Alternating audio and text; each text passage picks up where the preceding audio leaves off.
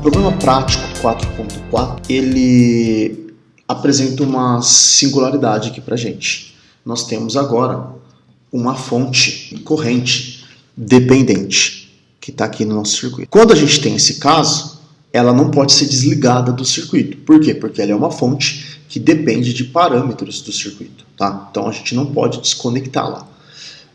No entanto, a gente consegue determinar os parâmetros da mesma maneira, como a gente vai ver. Esse problema ele pede para a gente calcular qual é o valor de Vx. Tá? Então, quem vai ser o Vx? Né? O Vx ele vai ter duas contribuições. Uma contribuição V1, referente fonte de tensão de 25 volts, e uma contribuição V2, referente à fonte de corrente de 5 amperes. Tá? Então vamos calcular cada uma dessas contribuições separadamente, começando por V1. Então, se eu quero determinar a contribuição da fonte de 25 volts, eu preciso desligar todas as fontes independentes que tem no circuito. Qual é a que tem ali? A de 5 amperes. Então, o circuito ele vai ficar com terminal positivo, terminal negativo, o resistor de 20 ohm substitui por um circuito aberto. Mas, aqui, nesses dois pontos, a gente vai ter a contribuição que eu vou chamar de Vx1. Aí nós temos ainda um resistor, o de 4 ohm aqui, e essa fonte de corrente dependente da tensão, ela se mantém no circuito. Agora aqui a gente tem um detalhezinho. A seta aponta para cima, tá? Quando a gente for colocar os valores aqui, nós vamos ter que essa fonte de corrente, ela vale 0,1 Vx1, tá bom? O que eu estou chamando de Vx1 é o V1, tá bom? Vx1 e o Vx2, tá? Essa fonte vale 25 volts, essa daqui vale 20 é um resistor de 20 ohm, aqui é uma fonte de 25 volts, e aqui um resistor de 4 ohm, tá? Então vamos ver como a gente pode determinar, como a gente pode resolver esse problema aqui então. Então vamos fazer o seguinte, vamos resolver isso por análise nodal. Tá? Então a gente pode pegar o circuito aqui, pensar numa corrente, que eu vou chamar uma corrente I1 por aqui, e essa corrente e uma corrente I2 que vem por aqui. Bom, esse ponto aqui é o mesmo ponto que aqui, que por sua vez é o mesmo que aqui. Então o Vx1 ele vai ser esse cara que está aqui nesse ponto. Então vamos olhar para esse nó e determinar qual que é essa tensão nodal que nós temos aqui.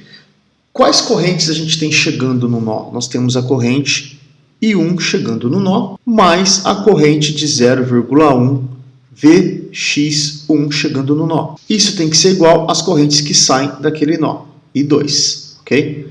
Agora nós vamos usar a lei de Ohm para relacionar as correntes que passam, as correntes com tensão nodal. Bom, a corrente 1 ela não está surgindo desse potencial para cá, então esse potencial é maior do que o potencial que tem aqui sobre o resistor de 20 ohm. Então nós vamos ter aqui então 25 menos Vx1, tudo isso dividido por 20, mais 0,1 Vx1, isso é igual a I2, que é Vx1 dividido por 4. Dessa maneira a gente consegue determinar quem que é o Vx1 que tem aí. Se a gente multiplicar toda essa expressão por 20, tá? Multiplicar tudo isso aqui por 20, nós vamos ficar aqui 25 menos Vx1 mais 2 Vx1, isso é igual a 5 Vx1. Então vamos passar tudo que é Vx1 para um lado e o que não é para o outro lado.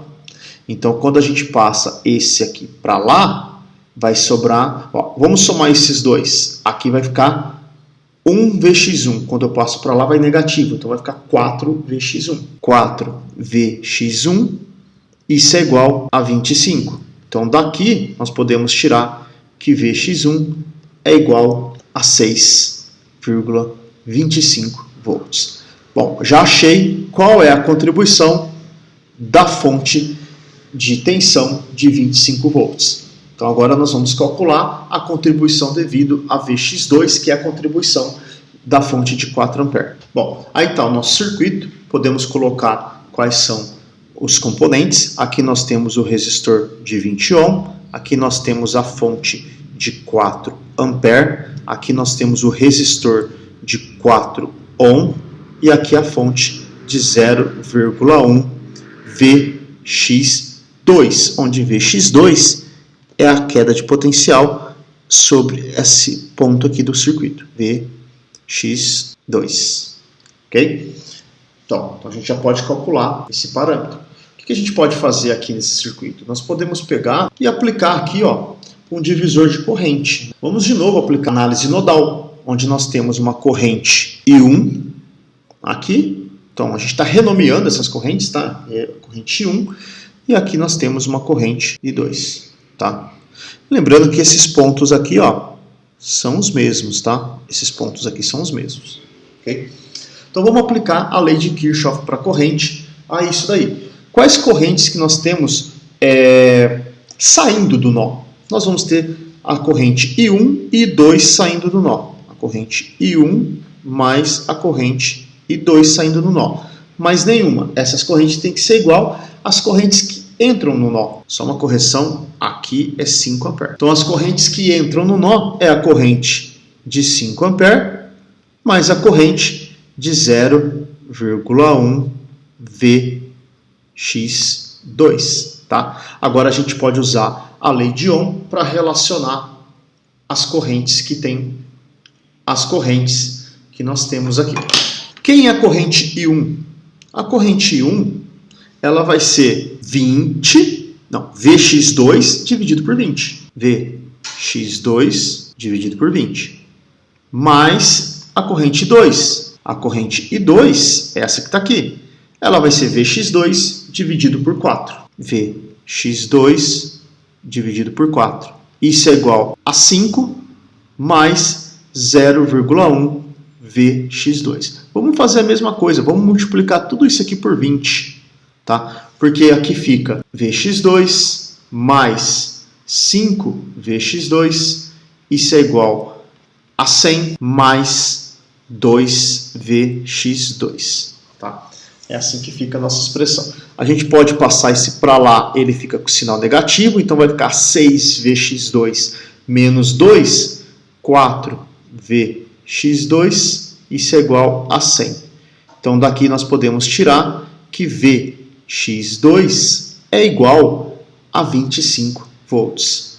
Pronto, problema finalizado. Por quê? Porque o Vx ele vai ser igual a Vx1 mais Vx2. Então, Vx é igual ao Vx1, que nós já calculamos, que está aqui, 6,25 mais 25.